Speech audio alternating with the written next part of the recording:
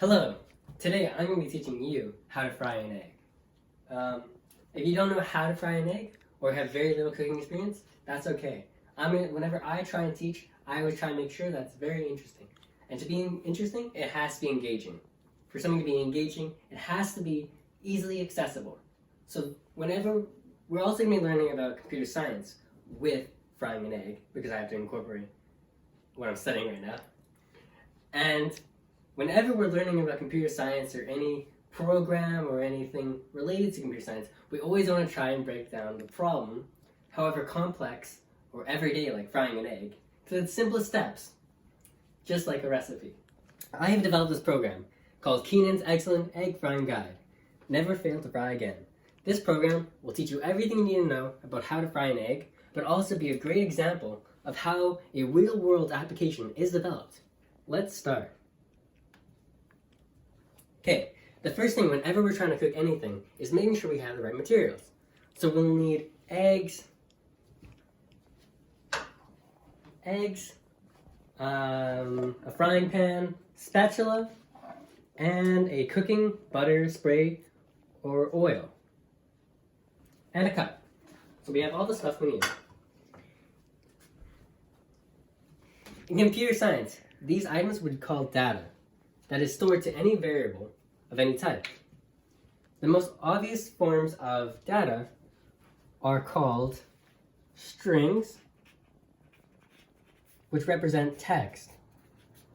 That would be the names of the items on the list. Or the list itself could be a string. We have integers, which are numbers.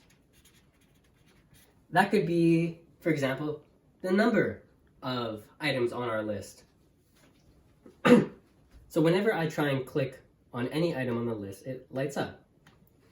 For that to happen, there has to be a count of how many clicks there is in the list. And then we have booleans. And booleans only store true or false values. This is helpful in understanding logic and if something happens or if it does not happen. So for example, when I'm counting if these are on the list, it lights up. 1, 2, 3, 4, 5, making sure that we have everything. But once all the items on the list are clicked, the program knows that all of them are clicked, so it must be true. So now we can go on to the next step. Which way to fry? There are many ways that a program can be structured in order to accomplish a goal. The same way that you can walk or run or bike or drive to a place, the same way you can do different parts of your program in order to accomplish a goal. So our program, or most programs, start off with a sequential design. Sequential means that it goes from the start to the first step, to the next step, to the third step, and onward until it's completed.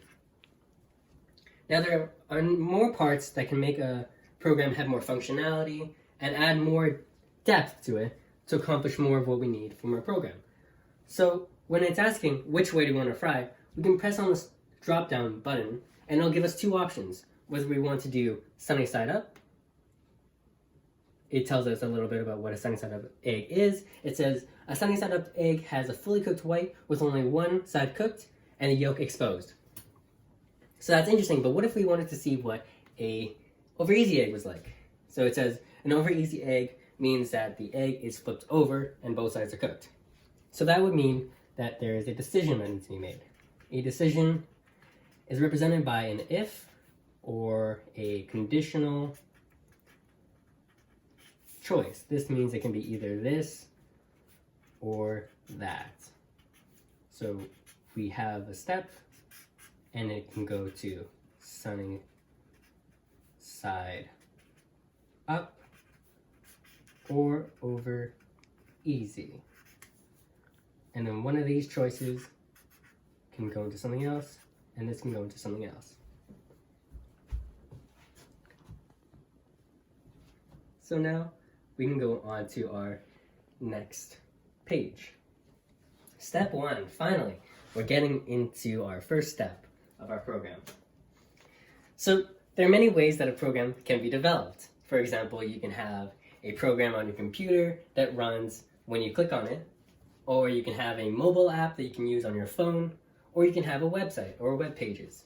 For this project, I decided to make it on a web page because a web page is made up of different forms of media and it looks nice, and I think it would be a better tool for someone to learn.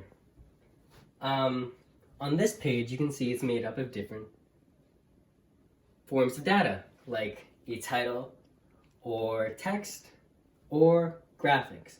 And graphics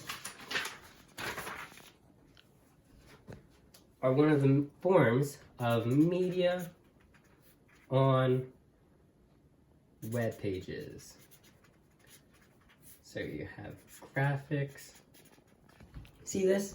When I loaded it, it showed me how to turn the knob. So that is a graphic because it uses a color and a shape to represent an object. We also have buttons and text. Great. So we'll now do the first step. The first step says, in order to fry an egg, we have to set it to the appropriate temperature on your oven. So we'll go to the dial on here, and we'll set it to about half. Now you don't want to touch the element with your own hand, but once it's heated to the appropriate temperature, you can hover it above, and you should be able to feel the heat. So I'm going to take the stuff out of the pan and put the pan on the element. You can stop it now. You recording? Yeah. Okay. So, now that we've gone through our first step, and you can hold your hand just above the element to feel it, and it's really hot. Don't touch it. We're gonna go into our next step. Step 2. The next step in frying an egg. Once the pan is hot, have your hand just above the jack. Slice off a piece of butter or spray cook or anything. Put some oil or anything, and put it on your pan. So this is another example of the forms of media that we can put on a website. We can put an image, which can be of a JPEG, PNG, or GIF format. This is a GIF because it shows how the butter will look when you're putting it on, how it'll fry, and all of that. So, come over here. We're gonna take our butter. We're gonna slice off it just a little bit, like that. Plop. And just move it around like that so it goes on evenly. Step 3. The next step to frying an egg, crack your eggs. Pour into a cup, and make sure that there aren't any shells, so it's all ready to put on the pan. So we had another example here, which would be video, but we couldn't get our video to load because of the different formats and the conversion that we need to take. So we can have .mpeg or all the other types of video can be on the internet. Shit, should probably turn this down. So we're gonna take our egg, crack it on the side here, and fry it. So make sure it's cracked like this. Open up so it's exposed. Ready, and done like that. So the reason why we use a cup is to make sure that we don't have any eggshells in here.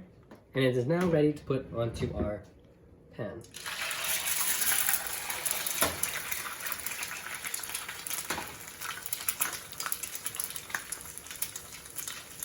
See, if it's bubbling like this, it might be a bit too hot. So you could always turn it down to half.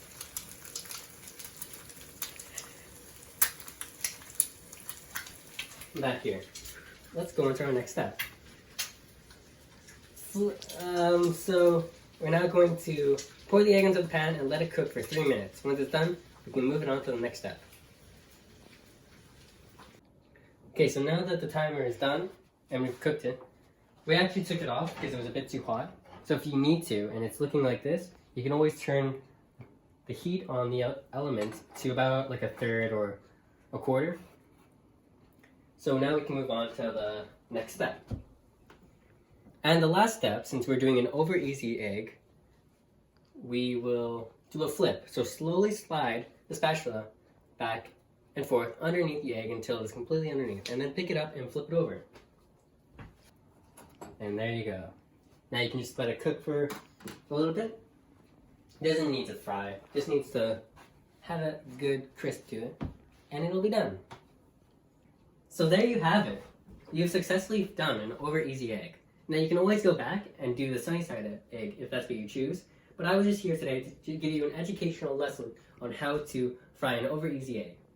I hope you learned a little bit about how a program is developed, the various parts of a program, as well as the different types. So you have web pages, apps, software, and you also know a little bit about what goes into making a web page, such as the text, the different parts of a web page. You have graphics, buttons, links, titles. All of this is very fascinating stuff. I hope you found it really interesting, and now you have an egg. Bye!